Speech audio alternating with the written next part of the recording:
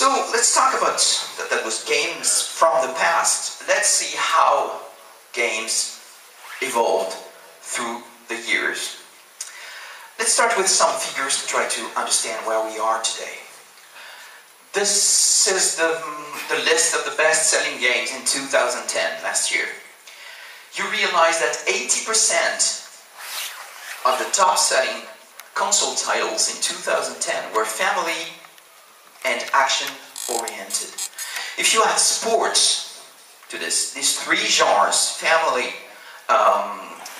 action, and sports, you have 90% of the industry, which is really, really a lot. So this is a real picture of what our industry is about today. 75% of the console games are not played until the end. It means that people buy a game, they're very expensive, they start playing them, and only 25% of the people starting the game see the end of this game. Can you imagine a book where people would start reading and 75% would stop in the middle? Can you imagine a movie where people would come in the room in the theater and they would leave the theater in the middle of the movie? Yeah, well, what would you say about this movie? You would say, that's a very good movie, right? Well, this is the situation of games today. And we'll see why, just in a while. Another important figure, I think, is that 20% of the active gamers play on consoles. Only 20%. Which means that when we talk about games, we think about everybody playing on PlayStation 3 or Xbox 360. The truth is that 80% of these people playing are not playing on these consoles. So where do they play? Well, they play on mobile phones, they play casual games on PC, they play social games on Facebook. People play, more and more people want to play, but they play more and more on different platforms, and they try different things. And you have newcomers, people like doing Farmville or Angry Birds are these newcomers. When you wonder what games are about, you realize that most games feature adrenaline. Most games are about feeling excited and feeling strong and frustrated and being nervous and anxious and blah blah blah. Most games feature no meaning at all. You just start playing, you have a big gun and you have enemies coming to you and you, well, you know what, I think I'm going to shoot them just to see what happens. And most of the time you don't know really why you're doing that. You don't know exactly who you are, you don't know what you're supposed to save, but you're supposed to save someone or something anyway. Usually it's the world.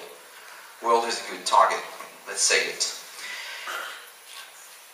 If you focus on adrenaline, if you have no meaning, and I could say no characterization, you got a limited audience, because believe it or not, but not everybody is interested in shooting monsters.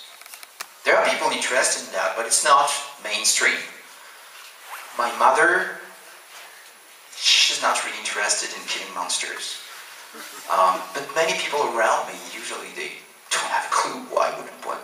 When they watch me playing, they say, why do you do this again? Oh, because it's fun. Oh, okay.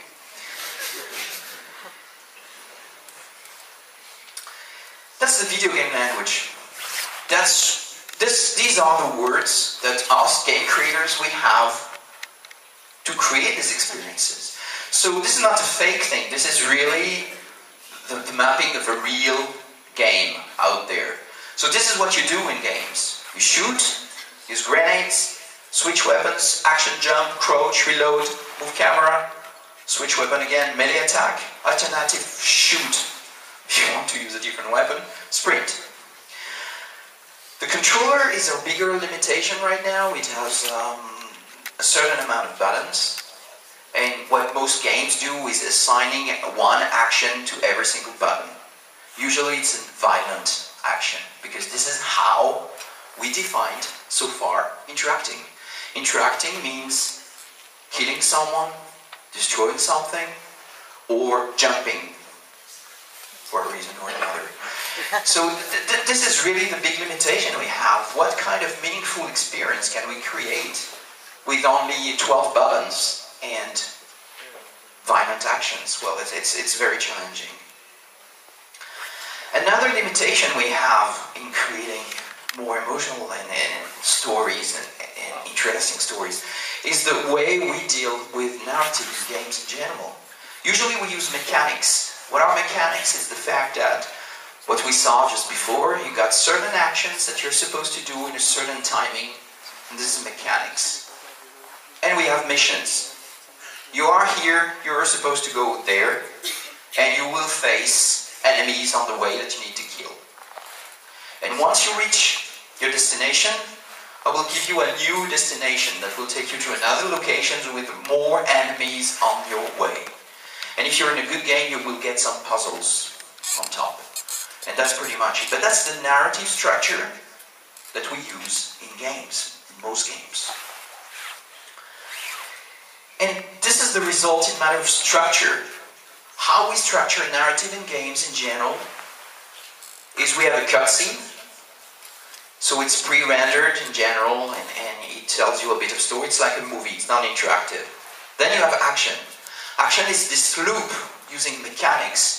So the cutscene would be, oh, you're this rookie and you're there and you're supposed to go there. Good luck. And then you have action. Okay, I'm moving, I have my gun, and I'm going to shoot at everybody until I reach my destination. Then you have another cutscene. Oh, here you are. You're here, you're supposed to go there. Good luck. Hey, here I go with my gun and kill more people and reach my destination. And that about 20 times, roughly, in general, until the end of the game. So this is a bit of caricature, of course, but when you think about it, this is the way most games are structured. Characterization in games. When you're a movie writer, creating appealing characters is the most important thing. You can have a terrible story. If you have strong characters, you could do without. Characters is the most important thing. In games, we have people who are supposed to be strong, have big muscles, shoot fast, run fast, jump, and that's it. That's our characters. This is how we define characters in games. And we can have characters that are as dumb as they could be governor of California, I guess. That's to tell you how bad it is. Conclusion is obvious. We use the same bloody good old rules for 30 years. We make the same games. I mean, if you take Doom, or even Wolfenstein, and the latest first-person shooter, the difference between these games is mainly technology. Technology is the difference. The games today, they look incredibly good. The technology is absolutely incredible. Visuals, explosions, AI, physics, all these things are absolutely fantastic. But the basic mechanics behind this, they are still the same for 30 years. And it's really interesting because for the past 2-3 years, you hear more and more people saying, oh, story is fantastic, we need to have story, we have a great story. Emotion, we want emotion all over the place. But at the same time, when you watch the games, sometimes you think that you don't define storytelling and emotion exactly the same way. This is something everybody wants to have, but this is something that no one takes really seriously, in my opinion. And one of the reasons is, and there are many different reasons, but one of the reasons is that most studios in the world right now are managed by programmers or graphic artists or business people. There are very, very few studios in the world that are managed by writers or by people having a sensibility for storytelling or coming from the story world. And it took us to a situation where the most important thing is technology. Technology is absolutely the key thing. And I saw a making of recently where there was a very good writer on the project, and she was interviewed to say what she thought about the process working with game developers. And the answer was, well, you know, most of the time it's programmers making the decisions. I guess that's fine because it's a game. Oh no, I don't think that's fine. I mean, you're a writer. You should be the boss. You should decide. You should tell programmers what they're supposed to do. It's not up to programmers to tell you what to do. Technology is a tool. It should remain a tool. It's certainly not a goal. The goal should be emotion at any cost. At any cost. Emotion is the only thing that matters. And you can do it through storytelling. But there are other ways of creating emotions. Of course, storytelling is just one of them. There are great creators exploring different directions. You know these games. Limbo was a fantastic experience. Really enjoyed it. It was not what I'm doing. It was not about storytelling. There was no dialogue, whatever. But it was a great experience. Great experience. And I thought it was very emotional. Very emotional. This is The Last Guardian from Ueda-san. It's not released yet, but it's in development. And I'm a big fan of what Ueda-san does. And I'm sure it's going to be a fantastic, fantastic title. And full of emotion again. Using storytelling in a very different way. But I think it's going to be very appealing. Catherine is a Japanese game. It's something very strange, very Japanese. But at the same time, it's a very interesting approach about how you can use story to convey ideas and emotion and tell something interesting. Journey is from that game company. There are the guys who did Flowers. And I think they're incredibly talented. And again, it's a very different direction from what I'm doing. But these guys are doing something great.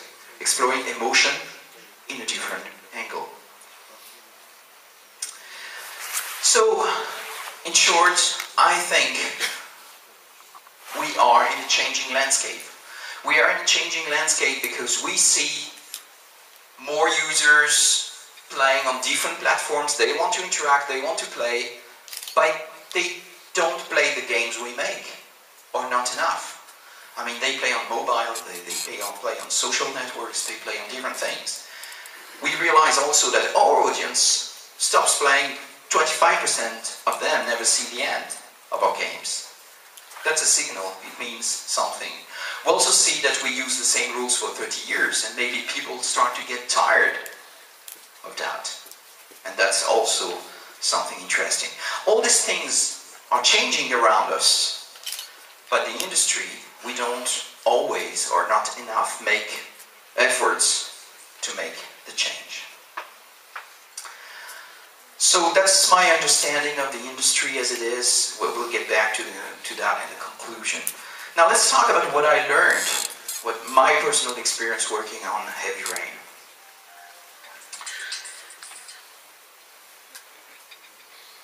For those of you who maybe missed